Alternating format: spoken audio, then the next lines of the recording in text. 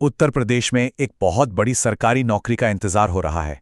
तो आज हम बात करेंगे जूनियर असिस्टेंट 2026 की वैकेंसी के बारे में और इसके हर एक पहलू को मतलब पूरी डिटेल में समझेंगे।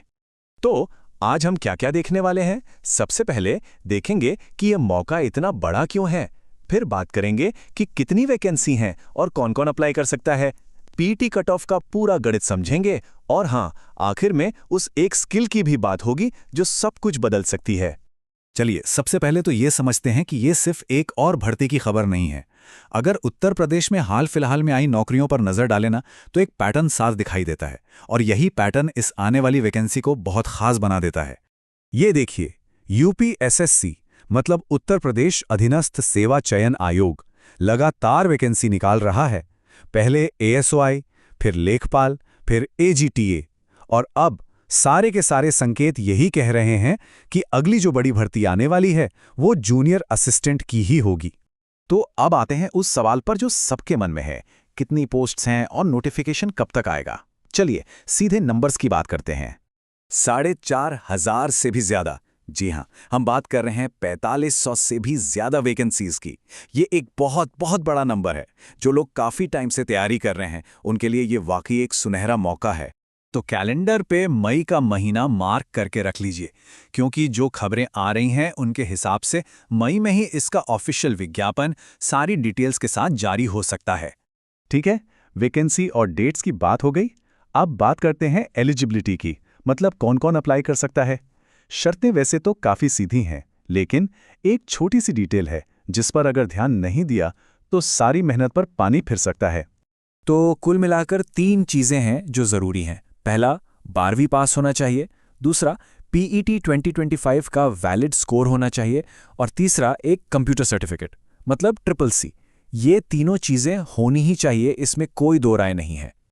और यहीं पर वो ज़रूरी बात आती है जिसका जिक्र मैंने किया था। वो ये है कि आपका जो CCC सर्टिफिकेट है वो नोटिफिकेशन आने की तारीख से पहले का बना हुआ होना चाहिए। ये बहुत ज़रूरी है।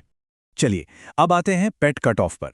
ये एक ऐसा टॉपिक है जो हमेशा सबको थोड़ा कंफ्यूज करता है और ये 2026 की भर्ती के लिए भी एक बहुत बड़ा फैक्टर होने वाला है। सवाल ये है कि भाई जूनियर असिस्टेंट के लिए पेट का कट ऑफ इतना कम जाता क्यों है? अगर पिछले सालों के नंबर्स देखें तो ये बात वाकई चौंकाती है। जरा इस चार्ट को देखिए, 2022 में कट ऑफ कितना था? सिर्फ 15 नंबर। अब 2026 में उम्मीद है कि ये बढ़कर 30 के आसपास हो जाएगा, लेकिन फिर भी दूसरी पोस्ट्स के मुकाबले ये बहुत कम है। तो सवाल वही है, ऐसा क्यों? और एक और दिलचस्प बात, ये जो कट ऑफ है ना, ये लगभग सभी कैटेगरीज के लिए, जनरल, ओबीसी, ईडब्ल्यूएस, एससी, सबके लिए करीब करीब एक जैसा ही रहता है। ज़्यादा फर्क देखने को नहीं मिलता। तो इस कम कट ऑफ की पहेली का जवाब छिपा है सिलेक्शन प्रोसेस के आखिरी स्टेज में, और वो है टाइपिंग टेस्ट। असली खेल यहीं पर होता है। देखिए, इसमें हिंदी और इंग्लिश दोनों की टाइपिंग करनी पड़ती है। और सच तो यह है कि रिटन एग्जाम क्लियर करने वाले बहुत सारे लोग इस टाइपिंग टेस्ट में ही बाहर हो जाते हैं। तो अब बात समझ में आई? कमीशन को ये बात पता है कि टाइपिंग टेस्ट में बहुत लोग फेल होंगे, इसीलिए वो जानबूझकर पीईटी का कट ऑफ कम रखते हैं ताकि ज़्यादा से ज़्यादा लोग मेंस एग्जाम तक पहुंचे और उनमें से छटकर आखिर में उतने लोग मिल जाएं जितनी वैकेंसी है।